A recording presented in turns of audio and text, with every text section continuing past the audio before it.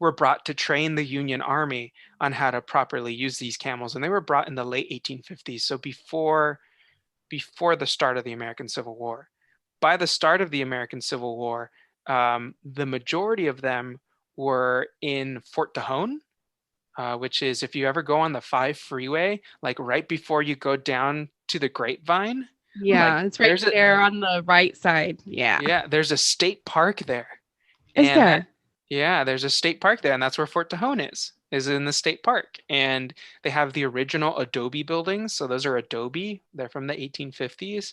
Oh, And that's what the military dragoons, which is kind of like this combination of like artillery, sorry, not artillery, cavalry infantry group.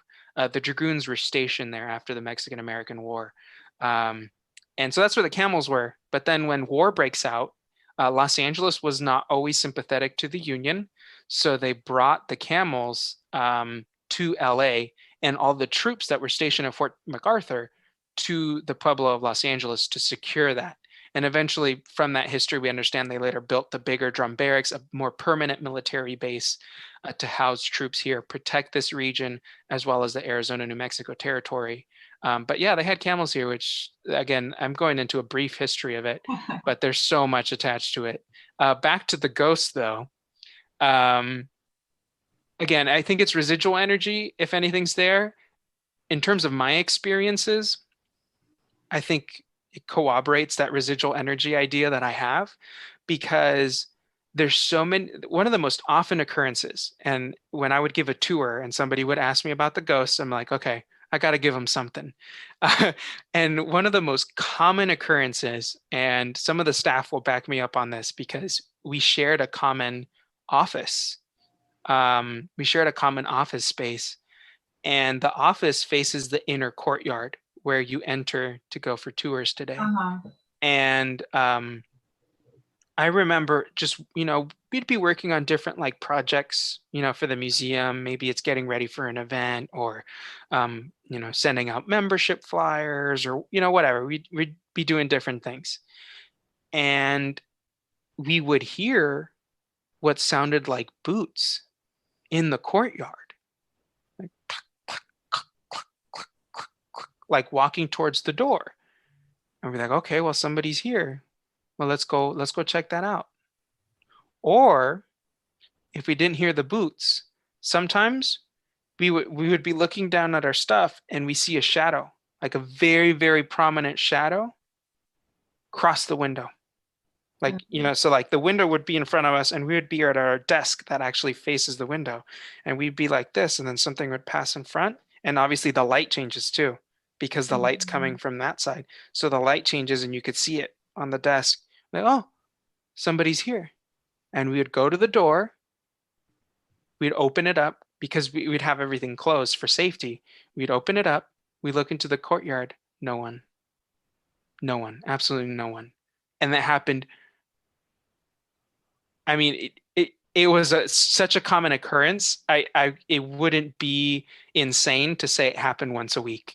Well, Like what was the commentary after? Were you guys like, okay, this is just part of it? well, it was just kind of spooked, right? There's like, okay, well, where'd this person go? And sometimes it would be so vivid. Sometimes the experience would be so vivid. Like you legit heard somebody walking in through the courtyard. You would even see a shadow. Sometimes both would happen. You would see a shadow. You would hear somebody walking in the courtyard. You are so believing that somebody is there that you would go outside to greet the guests and not a single person's there. And then we would start to get paranoid because this is Wilmington. I feel safe here. I've had my family's been here for generations. But there are some sketch people and we've had sketch encounters, from strangers coming from other cities or stuff like that, or even from the city, that just want to check out the building but are being really weird about it. Um, or it's unfortunately, the occasional homeless person sometimes asking for help, but unable to ask for help because of mental issues or whatever it may be. So we have all these different things that we have to encounter, we have to deal with, and when the experience was so vivid, it would kind of encourage us to go look around the whole building to make sure that the whole building is secured, because we would think again that one of these strangers is around, and we'd have to go make sure and check that, do they need help? Maybe they were, maybe they're completely friendly, but we still need to make sure that this is where you start. They know that this is where you start the tour, that they know that, you can't wander the grounds without a tour guide, all this other stuff. And so we'd have to walk around the property only to find out nobody's there. And so that's the most common occurrence. And then the other one is just sounds all the time throughout the house, all the time. Like you hear, like disembodied voices, right? You hear doors closing. That was another one. Doors closing, doors opening. I've heard those quite a few times. And I have to say, one of the scariest encounters I had was I can't wait for this one. Was at closing. We were closing. It was myself and another one of the staff. And we were walking through the building, and we start in the wings. So that's like the building that sticks out, and it's a one-story section of the building. And we go room to room to room, closing the windows, checking all the locks, making sure everything's nice and secure. And as we're doing that, we hear somebody in the building. We're like, what the heck? Like, who else is here? And we hear them in the main 2-story section of the house. So I go into there, I look around, nobody's there. And then all of a sudden I hear a door close. And I was like, what the? And it's not from where the other staff is. The other staff is just in the other hall, because there's 2 halls that run parallel to each other, because it used to be a duplex, but now it's connected. And so like, what the heck? And then I call out, I'm like, hey, did you hear that? And my fellow staff member, who I won't mention for security reasons, but they're like, yeah, I heard that. And I'm like, oh shoot, I think somebody's in the building. So we start closing upstairs where we had heard the door, and we're like looking around. We're being very careful because it was very, very clear that we heard that sound. And as we're closing one of the rooms upstairs, we hear the door close again. And we're like, what the heck? Like what door is closing? Like it just didn't make sense. And where the sound was coming from was a door that was already closed. Like, okay, well, let's keep going. So we keep locking. We go downstairs, we lock up the parlor room, and then we stand, like the parlor room is right by the staircase, and the staircase goes up and it faces a door to the right. And so we both stand there, and we're looking at that door, and we're like deadly quiet. It's like deadly quiet in there. And we legit hear the door close again, like we're like, oh, and we book it out of there. We're like, we can't do this no more. I don't know what's here, but we don't want to deal with it anymore. And so that, that was the most common thing. Again, like it wasn't a museum where you have like, crazy poltergeist kind of crazy stuff. It's just, again, I think it's just leftover energy from the past that is just showing itself. If anything's there, maybe it's our imagination too. My main thing too, like I wouldn't talk about it on the tours all the time unless I was asked. I would also encourage people to go to the ghost tours. We did end up doing spirit tours that were also history based, because again, it really is important for us as historic institutions, or this is me I'm not speaking for them, but I am kind of, I think, historic institutions kind of that do have paranormal activity or have rumors about paranormal activity have to kind of balance between the amount of conversation around the paranormal versus the conversation of the history. And in the end, the conversation of the history should always be the bigger one, should always be the bigger point, because history is present. The ghosts are dead, and maybe they're still showing their energy in the present, but in the end, the history impacted who we are today. So that's the most important thing to showcase in that. And so again, I didn't always talk about it on my tours, but I think there's something there. I don't know what it is. I can't tell you if it's ghosts or not, but there's something there that is unexplained. I've been in the drum barracks many, many times, and I don't believe that, in my experiences, that the grounds are haunted. It's more the artifacts. I believe that the connection to the paranormal activity is through the artifacts personally.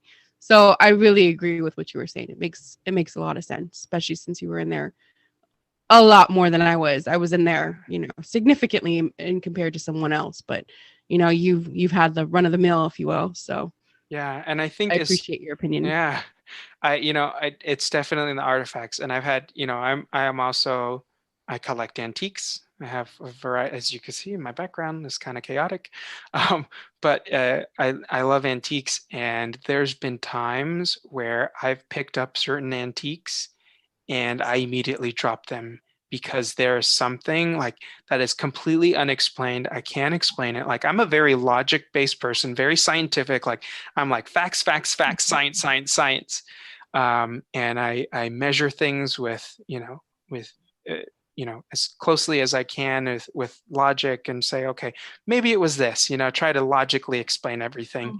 But there's been times where I can't explain it, and I'll pick something up and it freaks me the heck out. It may not be the most scary object, but as soon as I touch it, I feel it and I'm like, no, I can't do this. I don't know if if either of you have ever had that experience with an object like that, but I've had quite a few. I don't think I'm as sensitive as Sabrina to things like that. Mm-hmm. I never really experienced much paranormal, I would say.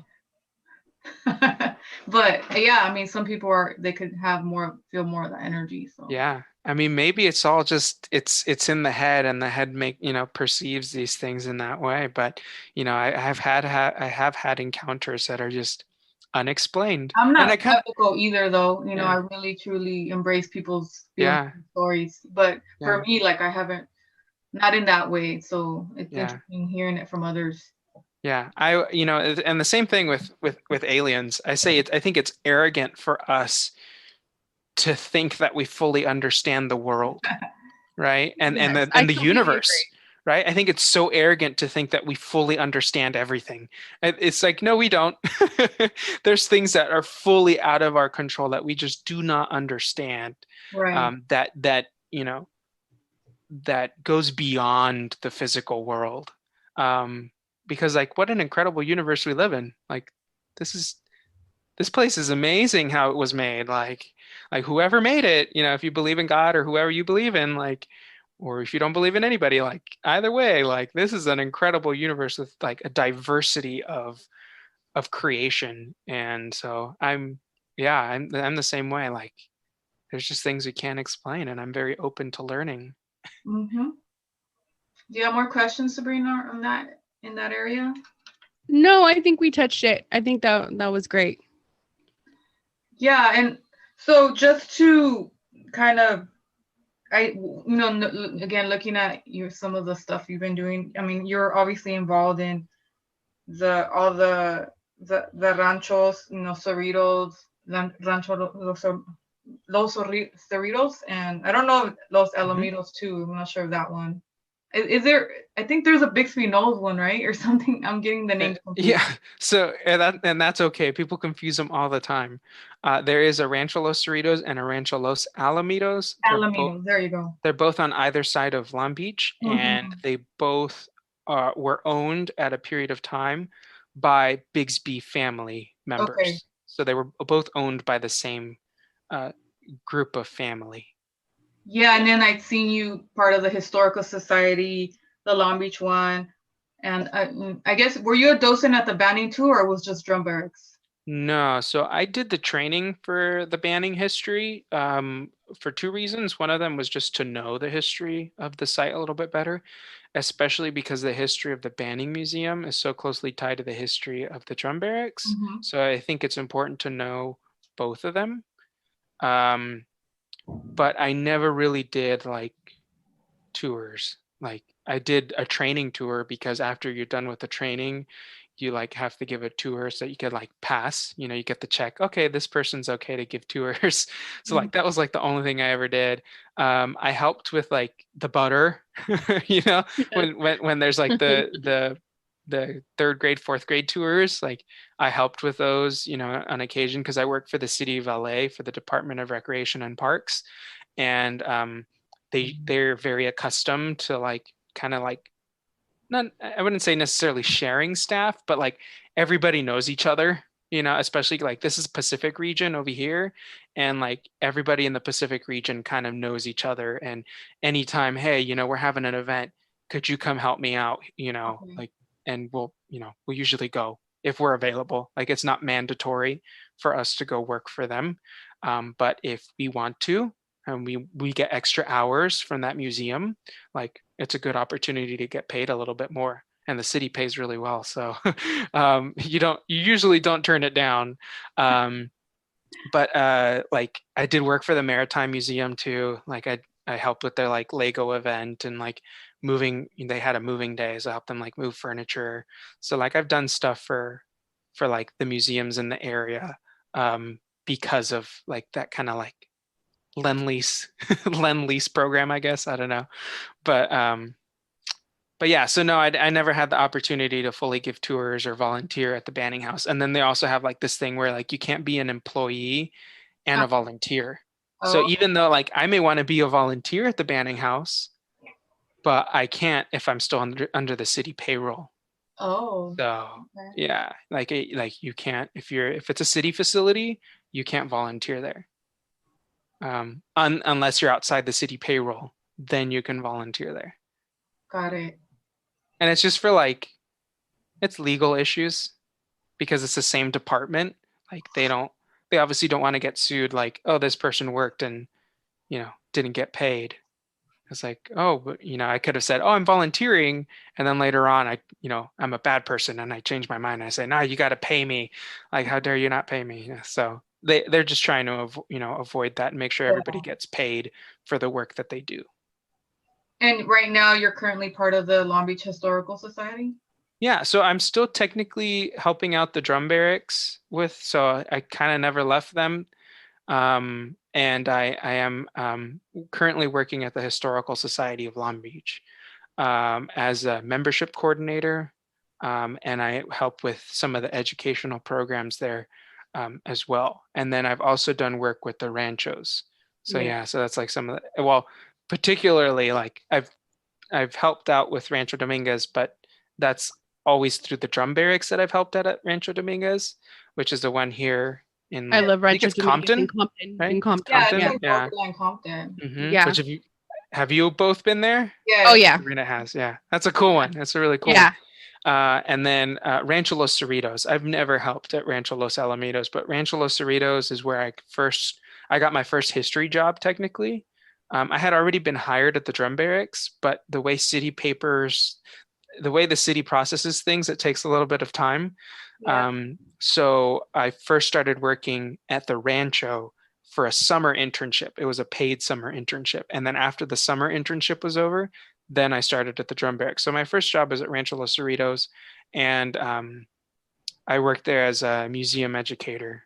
And I kind of, for the years after that Getty internship, I continued to like work with them on special projects, and they would always pay me. Like they would always pay me for the special projects. But then eventually like they didn't really have any more, or like if they did, like I already had another commitment, so I couldn't take that position. So I just said I'll continue volunteering because I really like the history of the Rancho, of Rancho Los Cerritos. And it's a history that I feel really connected to. So I'm like, sorry, you're not going to ever get rid of me. And I told them that. I'm like, you're never going to get rid of me. I love this place too much. But we did visit them not too long ago, separately for the Rancho Dominguez. Her and I have never gone together, but we did do the two Bigsby ones, the Rancho Los Alamitos or I'm not sure they're both names. I'm going to butcher them. So I'm just going to say the two Bigsby ones. Mm-hmm. And we did have a much more enjoyable time at the one with where it has the little video where it talks about the indigenous people there. And I don't know if you've seen that video, if that's one of the ones that you go to. Is that the one that you're connected to the most? Maybe it Had was a Los video in the basement. Alamitos. We both saw videos in both. But In Cerritos, there was a video at Cerritos, but the Cerritos one, is it like the ghost girl that gives a tour? Because Sarah Bigsby comes from like from the past, and she like it's like they're celebrating the birthday party and then the cake, and that's so cheesy. Yes, it's a really cheesy video, but I love it. It's hilarious.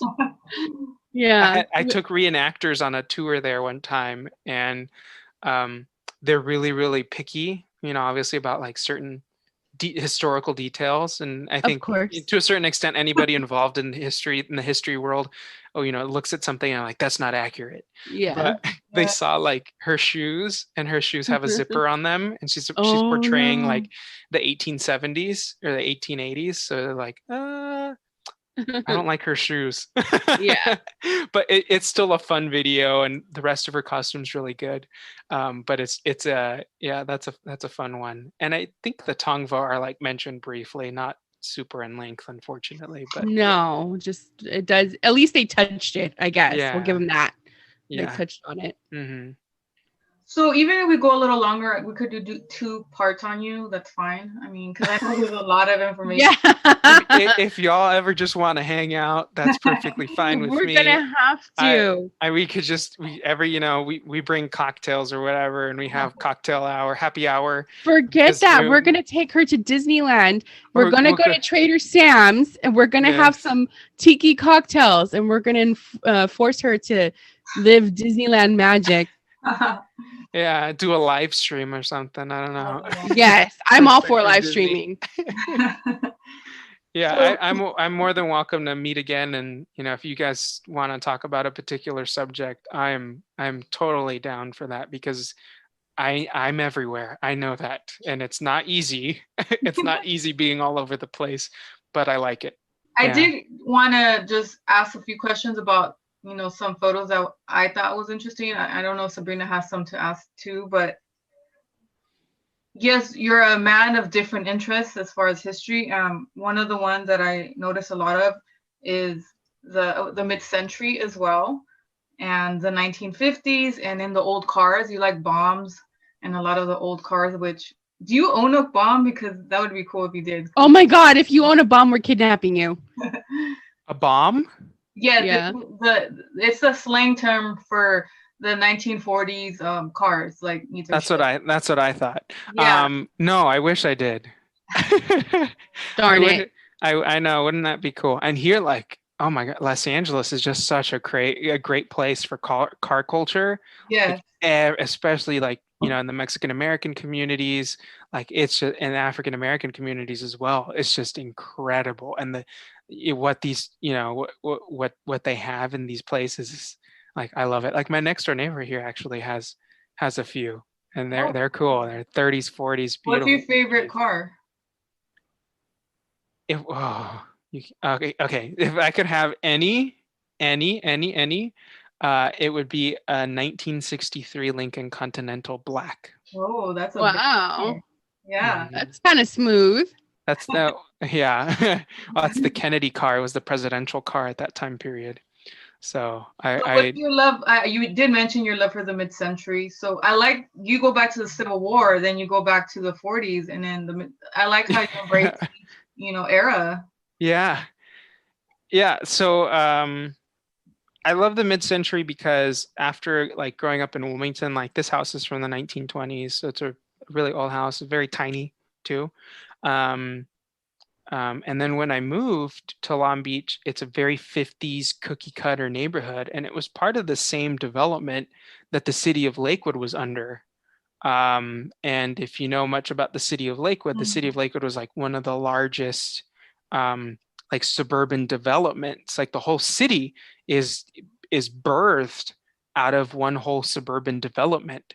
And it all the houses, like, there's variations to the models, but for the most part, they all kind of have the same architecture. Yeah, And so I live in East Long Beach, which is like right on the border. And in the Okay. 1960s, there's this whole argument between Long Beach and Lakewood over who was going to get the land and who was going to get those particular properties. And Long Beach ended up being the one to get those properties, but I can't remember what the other portion of the agreement was. But anyway, so I grew up in a 50s neighborhood, and I mean that in multiple ways. I mean it in the sense of it legit was from the 1950s. The house was built in 1953, or rather sold in 1953, but built in 1952. And it's full on cookie cutter. It's like got all those tiny cookie cutter details, and it's in the other sense where I mean it's a 50s neighborhood is where I mean, in the 1950s wasn't like this for everybody, and I acknowledge that. But it had the charm of what you picture a 1950s suburban neighborhood Mhm. being like, because everybody was so nice. Our neighbors were like family. I mean, they still are, because we have new neighbors now, and a whole new generation has moved in. Because when we first moved in, it was the baby boomers, or the actual ones that birthed the baby boomers were still living there. Like the World War II generation was Mhm. still living in the original homes. Like our next door neighbor was the original owner of the house. So like, um, it, those generations are still living there, and they've switched out. But all the neighbors that have ever moved into that neighborhood were just like the kindest, most wonderful people you could have ever met. And we still do, but COVID has changed things a little bit. We have potlucks all the time in our neighborhood. We would share food, we would share recipes, we, take each other's kids to school, and there was a school right down the street that, all the kids went to elementary school there and walked. Everybody walked to school together at the same time. Um, we had, pancake breakfasts, that kind of stuff. That's like Wow. super nostalgic idea. It's a false reality of what the 1950s was like, especially for a lot of communities of color. Mhm. But we were privileged enough to find this little pocket where for a little bit, it's not perfect, but you get a little bit of that taste of kind of the American dream. And it's weird, and like nobody really understands what I'm saying. Like people always say, "Oh, Brian, you're being so romantic about it," or and like you don't understand what it's like to live there. Like it was something else. And Mhm. to my close friends that did get to know me for a long time and did also get to spend a lot of time in that neighborhood with me, though they may have been from Wilmington or Carson or Signal Hill, like they would go to my neighborhood and they're like, yeah, it's legit. It's like, that's what it is. It's the 1950s. So because of that, I kind of grew this charm, this liking to mid-century stuff, the mid-century ideals that were being expressed in the time period about progress and futurism and modernity. It's so inspiring. Again, it's flawed. There's a lot of things wrong with it, but the ideas in principle, not in practice, but in principle, the ideas about moving forward and building a better world were really there and are very, are inspiring. So they've definitely drawn my love of mid-century architecture, which is very kind of very futuristic, very a space age, and looking forward at this brighter future. And it's also made me like mid-century fashions and mid-century graphics, which also are similarly rooted in those lines about futurism and modernity and moving forward, and very, very charming and nostalgic. Again, it's flawed, but in principle, in its idea, it's very pretty. And so that's why I'm drawn to it. It's about aesthetics in essence. Right. And then everything else, I guess you had asked me about the 40s, like on all the other eras, how kind of Yes. those have gone through.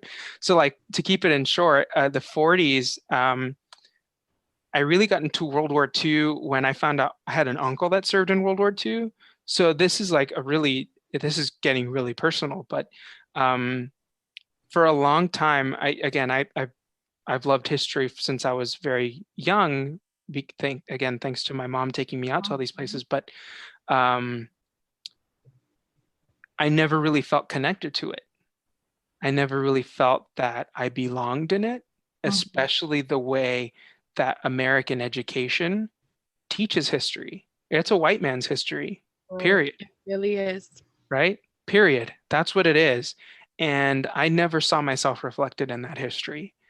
And I remember, this is already in college, young college, so city college era, right out of high school, and going to my aunt's house, and on the floor, I don't know why she had it on the floor, but on the floor was a frame of my tío Francisco Cerda, who is my great uncle, and he's in full military uniform. And you see this photograph is on my Instagram. It's also in the video that I did on World War II and Mexican Americans in World War II.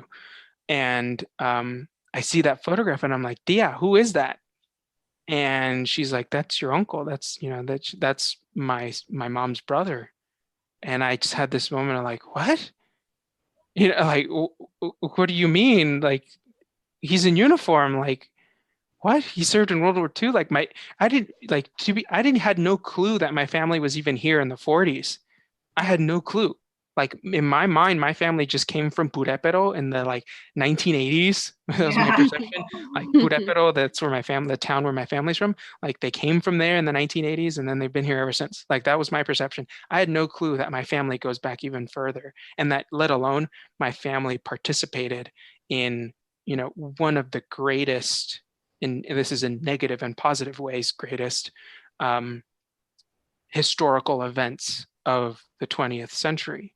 And to know that I had somebody serving in the US Army really just changed me, because I was like, whoa, I'm there too. And he looks like me too. So that's kind of like this other moment where I see myself reflected in, I Representation. seen the right? picture. I don't know if it was you reenacting or if it was him. I seen did a the picture. recreation one. I did one where I'm looking, it's like, it's obviously it's a modern version, but I'm wearing the same uniform he would have worn, and I have an American flag behind me, and it's taken in a similar angle. So that photograph is on Instagram.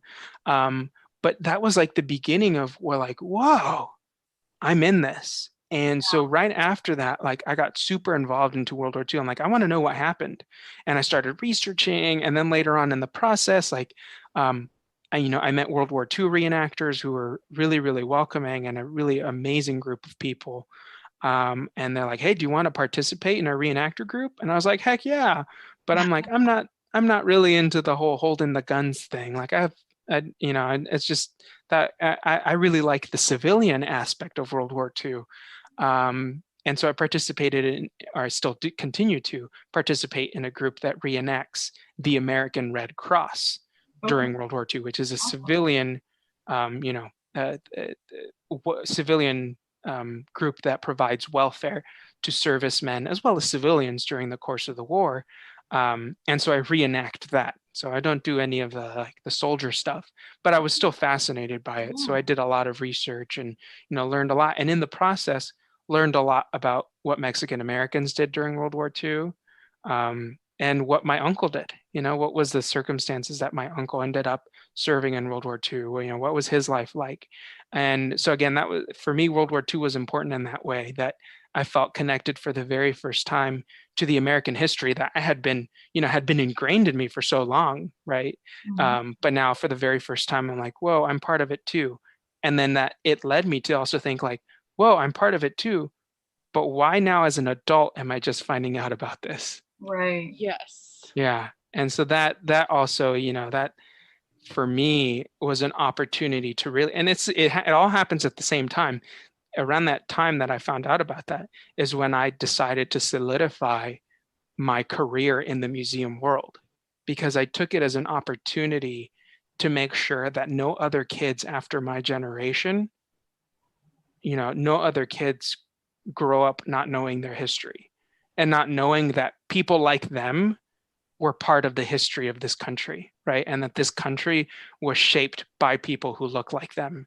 And that brings so much humanity. I said this a while back ago on Instagram that it's such a fantasy, but how incredible it would be if Black, Indigenous people of color were just taught the history of Black, Indigenous, people of color. How powerful that would be, how empowering that would be for these communities, to see themselves have agency, right? And to not just be, because this isn't a liberal or conservative issue. This is an American issue where these people are not trained or people like us, people of color, are not shown the right history. History is just completely whitewashed by everybody. And what that does is, in the event that they are shown their history, the history is usually a history of oppression, right? That's the history of people of color. It's like, oh, well, you're oppressed. You were a slave. You were killed by the missions. Like that's all the history. And it's like, okay, no, that's not, okay, yes, that's a portion of the history, but these people had agency. They had power over their own lives, and they had power over the people that thought they had power over their lives. And there was resistance, there was rebellion, there was, even before that, even prior, and if you're talking about colonization and the formation of race in the Americas, even before colonization, people of color here, indigenous people of color, my ancestors, your ancestors, had built empires, had built civilizations, had built, incredible, complex societies, religions, economies, and those have all been pushed aside, right? And we're, for us indigenous peoples, we've been relegated to this idea of the noble savage, right? Essentially that we are just indigenous peoples killed off by Anglo progress or Western progress, and we're just slowly fading into obscurity, because we are not the civilized ones. Or that we have just completely faded, because indigenous peoples are also just like, oh, well, they were noble savages, and then they just disappeared, and they're no longer here, right? And it's like, no, we were here. We built a lot of stuff prior to you showing up, and then when you showed up, we fought hard. And we now are we're still here. And we We're are still here. thriving. Exactly. And so for me, World War II was a way to connect to my uncle and know that we gave our all. And when he served in the Union, in the Union Army, in the Look US, at you, the Union. in the US Army, when he served in the US Army, he was not an American citizen yet. He was brought here at only a few months old. Like, he had just been born, and he was brought to this country in 1922 through El Paso, Texas, and he served. Like that, just like someone who doesn't even recognize you as a human being, who really, literally, like, I'm amazed that he survived the deportations, especially living in California. Like, I'm pretty sure you guys know, but if for those of you who might be listening who don't know, there Mexicans living in this country who were American citizens too, were kicked out in the 1930s because white America felt that these Mexicans, here we go again, these Mexicans are taking their jobs. And so they were kicked out. They were repatriated to Mexico, even if they were Mexican citizens, even if they were American citizens. And it's pretty remarkable that my uncle saw that. He grew up, knowing that this country didn't like him, and even still decided to serve. Like, it just blows my mind. And because of his service, he had men in his unit, white men, who said, we need to get you citizenship. And they actually vouched for him with a county judge at Fort Bliss, Texas, and got him American citizenship.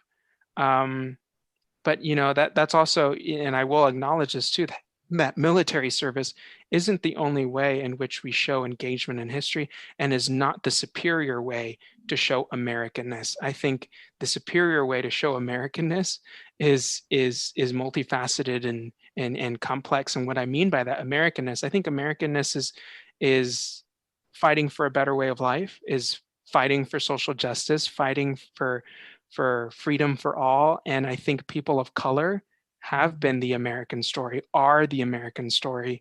They are the ones on the battleground, on the battlefields, laying down, their lives for a greater cause, whether it's people like Cesar Chavez or, Rosa Parks. But these are the people that are really leading what a country should be, who we should be as Americans, and that's so inspiring. So for me, that I said long story short earlier, and look at that, I did not do long story short.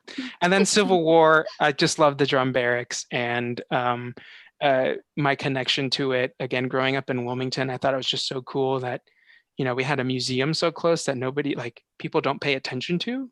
People don't even know it's there because it's in a residential neighborhood.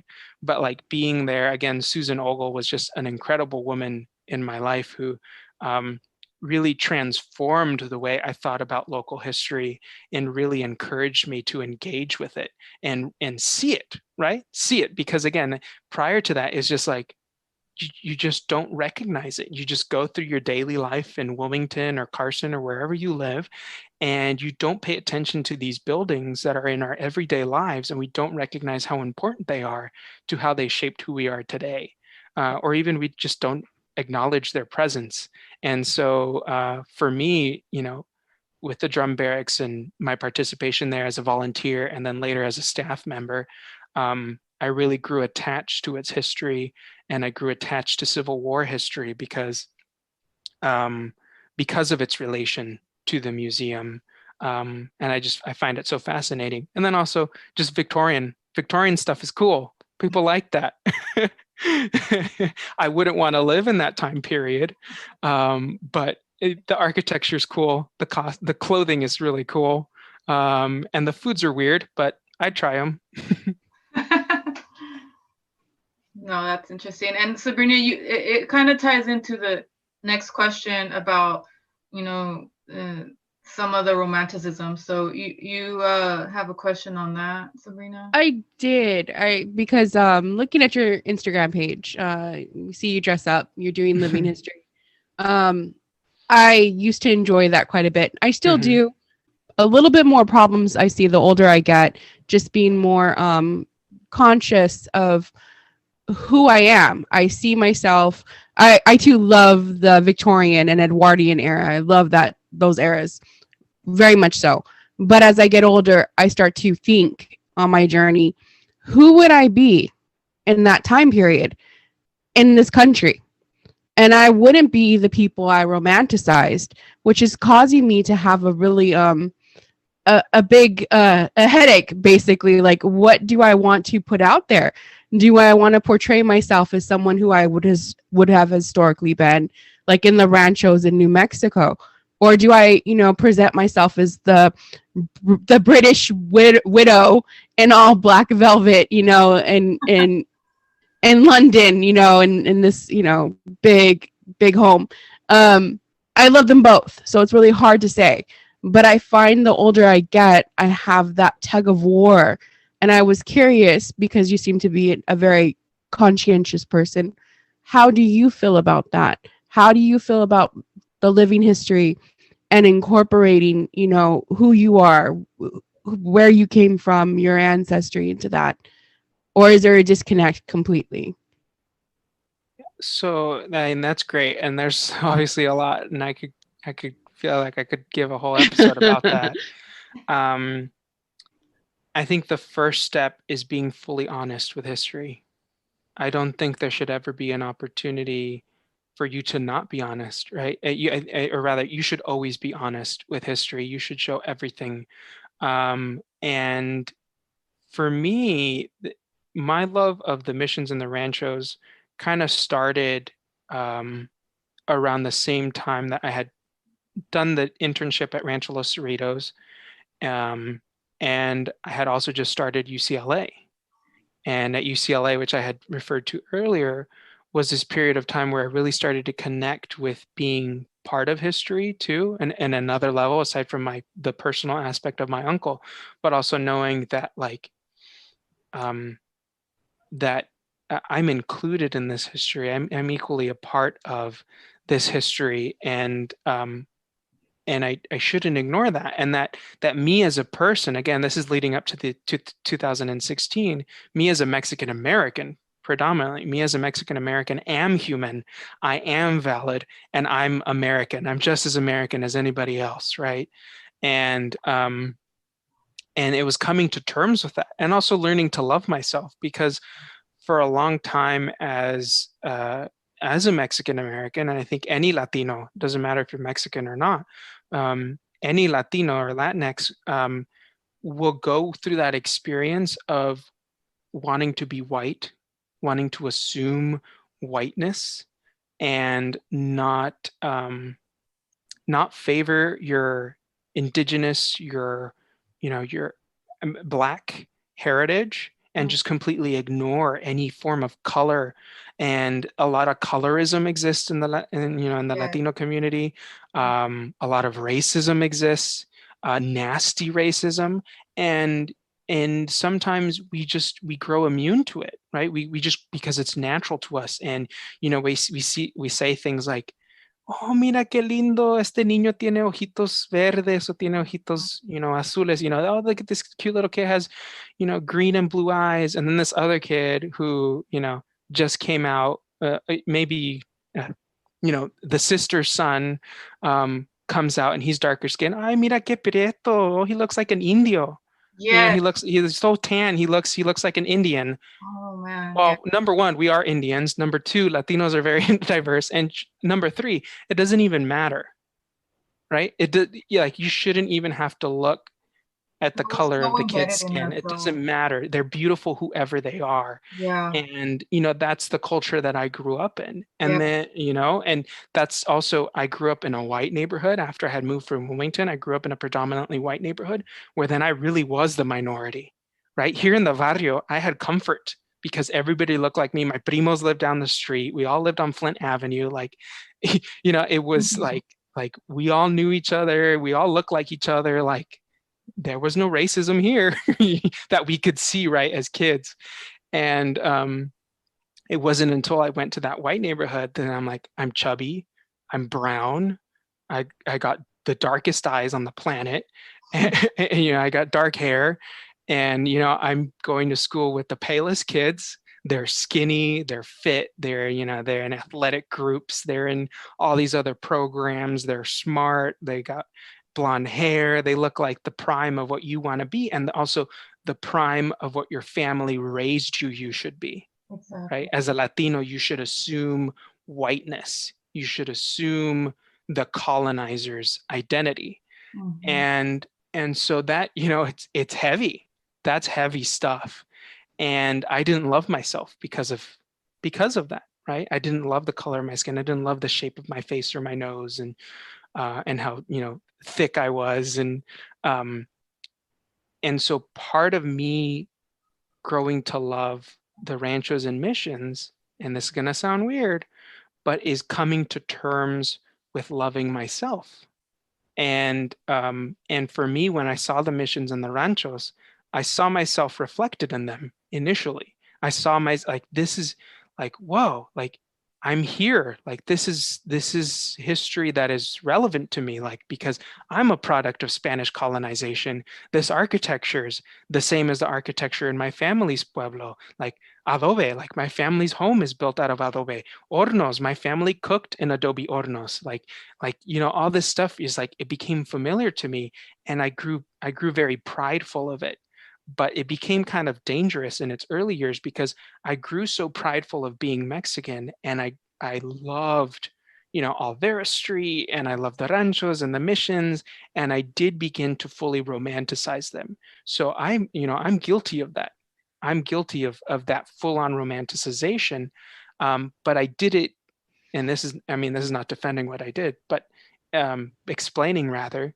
I did it because it is a moment of self-discovery, and knowing that I matter, that, I could be proud of my culture, I could be proud of my heritage, and learning to love myself. Now, it became dangerous when it was just full-on adoration of it, and just full-on admiring it, without acknowledging the injustices and the racisms that have happened throughout time and continue to happen to Indigenous and Black folks, as well as Asian folks in Latin America. I ignored that. I ignored that history. And it wasn't until I had done an event for Rancho Los Cerritos, and like I had dressed up and I had like been cooking in the horno and or rather baking in the horno, and I posted a photo and somebody commented on Instagram. They're like, you were an Indian first, and this was an indigenous person, so I don't know why they said it this way, but they're like, you were an Indian first, and this is how you're dressing. That's ridiculous. Embrace your heritage. Embrace your indigenous heritage, because this is stupid that you're dressing up like a freaking Californio. They were oppressors. They were this and that and this and that and this and this. And it, they came off very, very aggressive.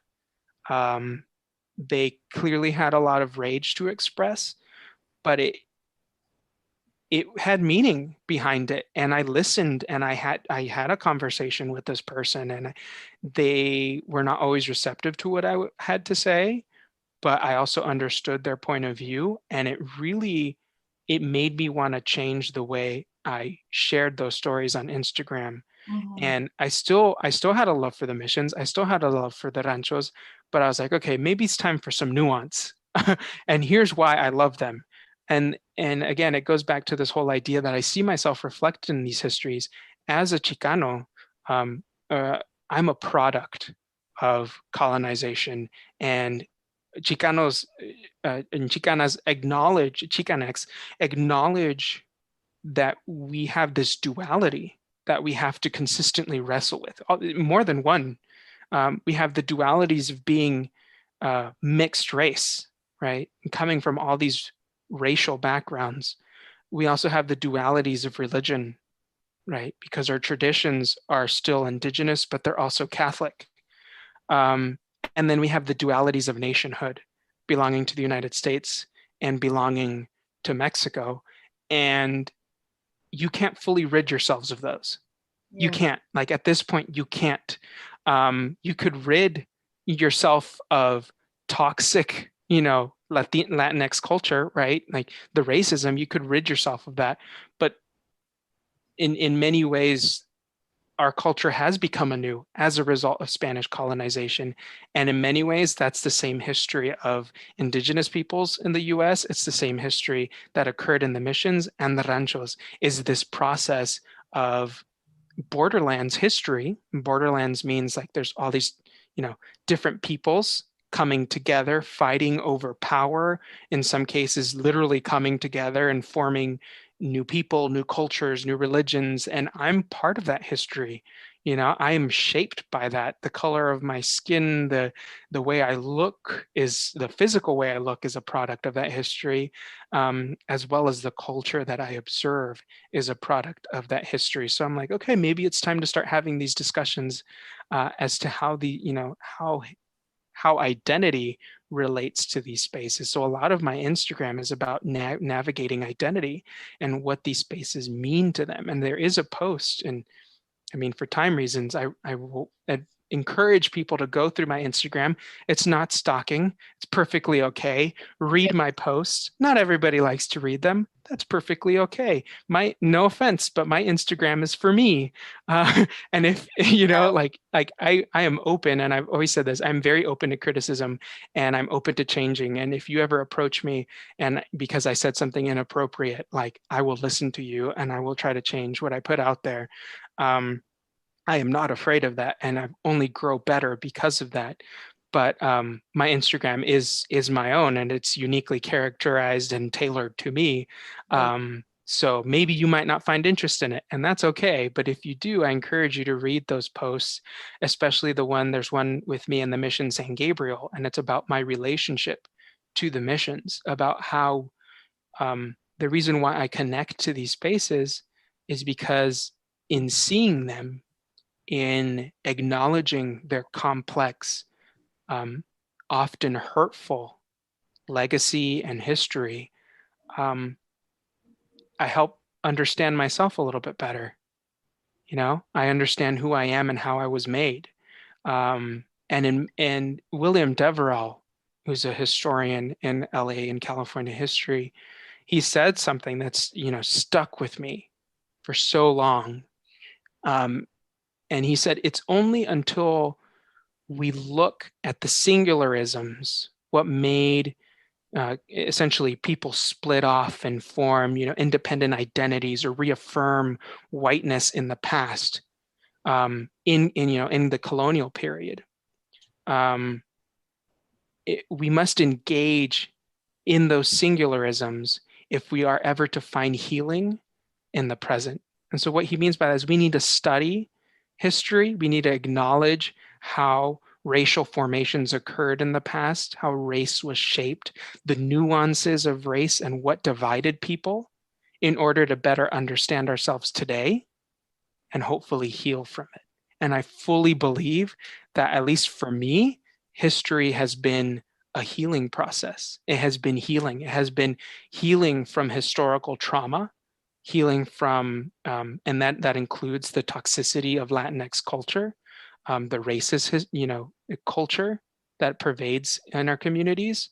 But healing, history has been healing in that way.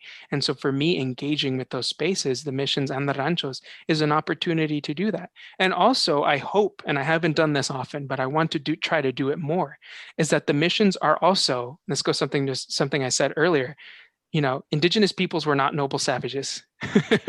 They were smart as hell.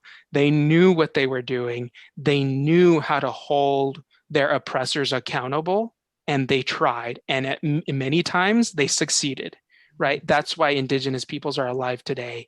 And what I want to show too is that these missions, their meaning is fluid, their history is complex, and it wasn't always a history of oppression. When you walk in those spaces, as an indigenous person, I feel like you should walk with pride because you overcame something that is fully oppressive, that did try to end who you were, maybe not mortally end who you were, but completely change who you were culturally, racially, right? In all these different forms. And so when you walk on those spaces, be proud you're still alive and you're still here today to tell the stories of your ancestors, to reconnect to your ancestors. And Elizabeth Haas talks a lot about that. That's another historian I'll name drop out there. But Elizabeth Haas discusses California identities and how those are shaped. And she says, after the mission period, and when you move into the secularization of the missions, the mission lands became essentially rancho lands, and they weren't treated any better. They were not. It was the same problems. They faced the same, if not at some situations, even worse than what they faced under the mission era. And then when you get to the American, it's total genocide once you get to the American period of indigenous peoples. But in the Mexican period, things did not get better. But what you see is that indigenous peoples used these communities that they built up in the missions to overcome this oppression. And they held their leaders accountable. They held people like Pio Pico at the Mission San Luis Rey. They held him accountable for his misdoings.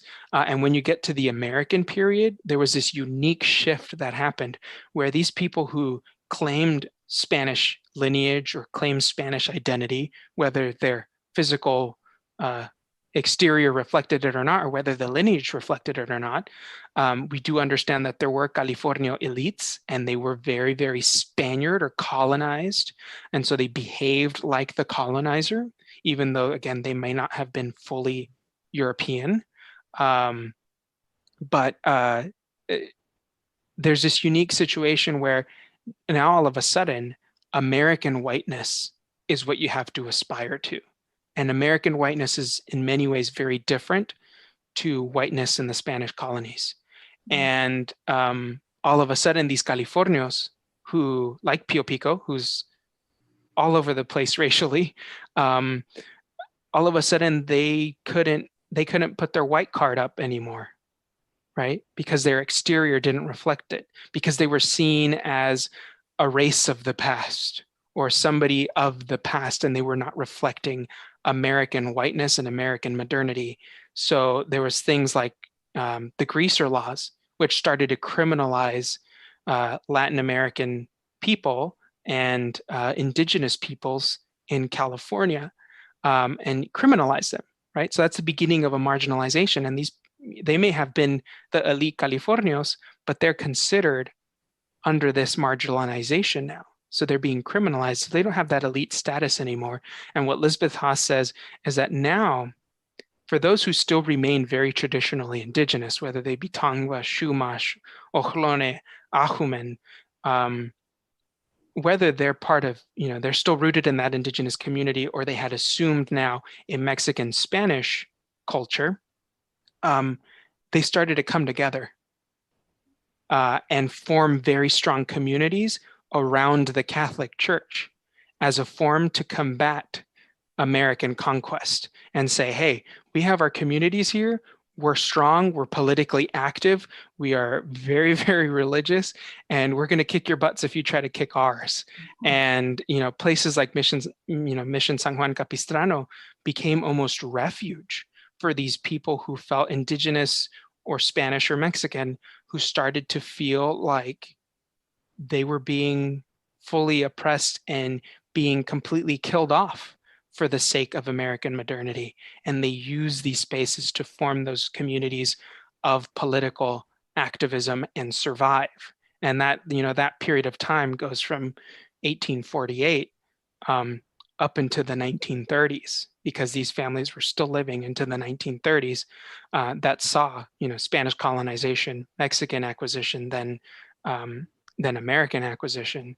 And so, that's a remarkable history of resistance. And I hope that I could, express that through my Instagram, that these places are a little bit more nuanced than I think we all perceive. Yeah, thank you for that amazing answer. I mean, Mm-hmm. and I have read some of your posts that talk about all that. So definitely go check those out. There's several of those posts where you explain it in an Instagram bit, right? Yeah. Where you're able to kind of share that part of it. So thank you for that. Any other questions before we wrap it up? No, I think that I'm looking at my list. I think we hit everything that I wanted to talk about. Hopefully I made sense. And sorry for talking so much. No, it's okay. You're very passionate.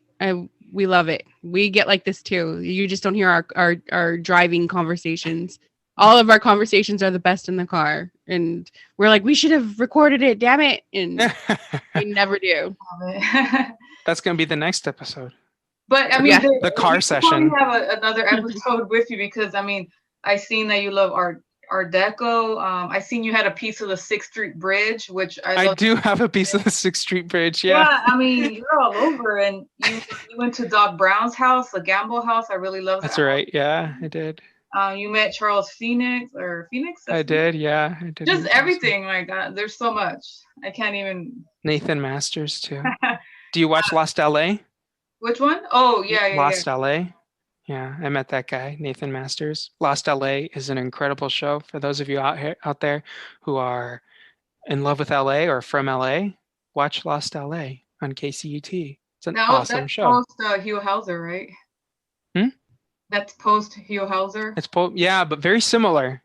Yeah. Very similar. But although Hugh Hauser was like so enthusiastic about everything, like, oh my god, oh my, I love that. It's cheesy, but I love it. I know. It's cheesy. Yeah, exactly. Stop interrupting.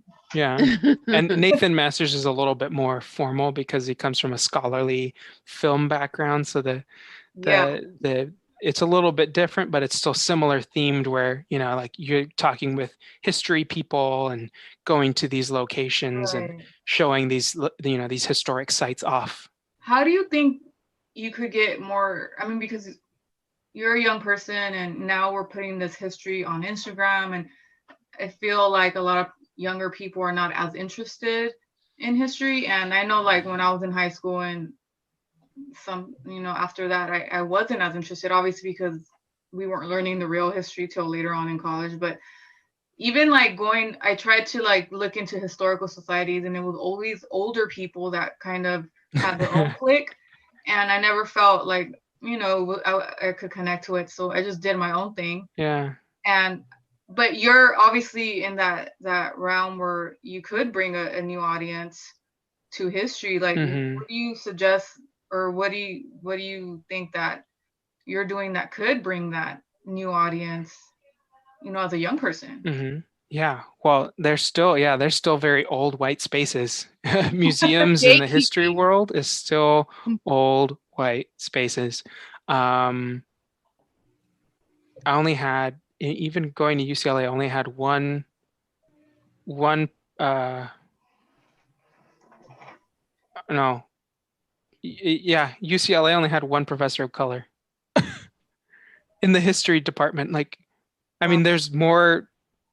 That's it's not a fully on the part of UCLA, but the fact that the route that I took only had white professors is kind of interesting, and not okay. And it really equates white perspective and goes to like my idea when I was, and I don't mean to interrupt you, but like at the banning, it's like old white people that are gatekeeping our history. And a lot of them don't even live in the local communities, which is a little bit even more upsetting. Exactly. Yeah. And so the first thing that for me, in order to engage people, I do is just doing what I do. And that's my involvement in museums. The fact that someone who looks like me could see themselves giving a tour, could see themselves telling history the way it's supposed to be told, right? In its fullness, the nasty, the good, the bad, the ugly, but sharing it in its fullness really, really helps people feel that history is something that's approachable and not just a white space, because it's not. And the way we stop making it a white space is by getting involved. And so get involved, get involved, get involved. And that's my first thing. And I think you had mentioned in a previous podcast about the Day of the Dead altar, about the drum barracks or the banning. Yes. So I don't remember if the banning had their own. I don't think so, but I think somebody might have put. Right? I seen it on your page, right? But I did an altar. I think so it was yours. You might have gotten up to the table. Huh? Maybe that was you. Were you there that night? I was there that day. Yeah. Well, we went in the nighttime, so it was dark. Yeah. Were you there? Yeah, I was there the whole time. I think it was him. We went up to the table. Yeah, at the art walk, right? On Avalon. Yeah. Or something? Yeah. So that I did it, I think I did the art walk twice, but I only did the altar once. And it was that time. And yeah, I did the altar. And so like for me, I always argued with somebody over this about whether or not the Wilmington community cares about the drum barracks and the banning house. And usually the answer when you say that is like, oh, the community doesn't care. And that may be true, but you have to look at why. Why don't they care? Well, number one, because they don't see themselves in that history. They don't see that it's important. And the fact that that house was lived in by Mexican officers, right? Mexican American officers during the Civil War, and people just like don't even know that, like that people that looked like me served there at that museum over 150 years ago in that military barracks that looked like the majority of the community that still lives here in Wilmington. Like that's important. That's so important. And the reason why they don't care is because they don't see themselves here. And so doing things like the Wilmington Art Walk and, the staff at the drum barracks, the director's incredible. And so are the other museums that I've worked with, because they're really willing to engage with me when I push them, when I say things, hey, maybe we should do this, because I really believe in connecting the community to its history. I really, really believe that's so important. And that's hard work. It's not easy. Right. And one of the ways and you could do that, like I'm already doing it, is just being out there, right? As a representative of my community. I may not be the most perfect representative, but at least being out there and engaging in conversation and showing other people like me that this is a space for you too. And I think I've helped. I hope I've helped in that. And then the other way is Instagram has been really cool to engage that conversation. Again, like my friend Joe encouraged me to make my Instagram public because for me, it was about seeing beauty and seeing history in my everyday life, right? And it started off in Rome. So obviously there's a lot of history in Rome, but that's when I went public, was when I was studying abroad in Rome. But then afterwards, I returned to the United States, and you may say, oh, well, there's not a lot of history here. But for me, I saw history everywhere, right? I saw it in that house I lived in. I saw it in the community college I went to. I saw it in later on the university I went to. I saw it in the places I worked. I saw it uh, and even the restaurants I ate at, right? And part of that was like seeing the architecture and recognizing it. And I've said this on Instagram before, that as soon as you start to learn history and you start to learn more about history, especially your local history or even architectural history, it's almost like you start to speak a different language. And people like they won't connect with you, obviously, if they haven't studied it. But once you have it, it's like speaking this new language. And when you see things, you see them completely different, right? When you see this old, like you posted, Doña Junta, you posted today an Art Deco building, or I think it was today, right? Yeah. In an apartment complex. Some people might look at that and say, that's ugly, like it's run Like down. the windows, Tear it down, like it's time for a new building. Yeah. But I think we're all on the same page here, where you're like, you look at that building and you're like, oh, it's so incredible. Look at those lines. Yes. Look at those angles. Look at the layers, right? As Yes. it cascades down that apartment complex. The craftsmanship and the detail that Yes. went into forming that building in a particular time period. And Right. then like in the hospital episode, where Sabrina, you mentioned how the general hospital to you is almost like an Egyptian temple, or like the Sphinx. Yeah. And like, I don't know if you were purposely making the Art Deco connection to Egyptian art or not. Not necessarily, but the Egyptian revival is right there. But the fact that you notice that speaks to the importance of the architecture, because the architecture was made popular as a result of recent discoveries of Egyptian tombs and sarcophaguses in the 1920s. Yes. And as a result, the craze went crazy in France, and it followed into the United States. So it is based in Egyptian history. And the fact that you may not have been trying to make that connection, but you recognize that. Yeah, that was awesome. Whoa, you saw history. You saw history, and you saw it the way it's supposed to be seen.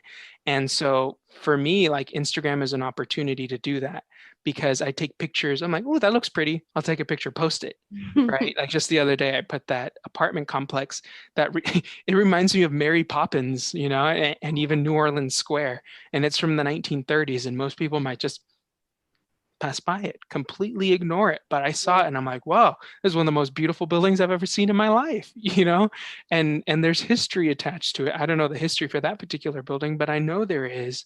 And it's everywhere, and it's all around us. And even with Indigenous history too, I think it's so important to engage Indigenous histories. And when I went to, about a month ago, I went to Northern Arizona, and Northern Arizona is an incredible opportunity to engage with the extensive history of Indigenous peoples, and to really come to terms with, they had already built their complex civilizations here. They already had, everything that European people had.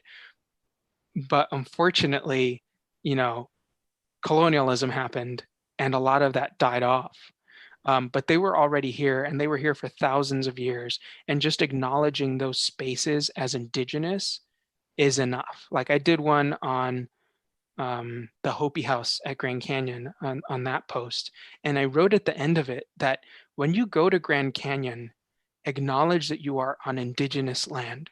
I mean, most likely if you live in the US, you're on Indigenous land. So acknowledge who lived in your home too, right? In your home today, and whose home it still is.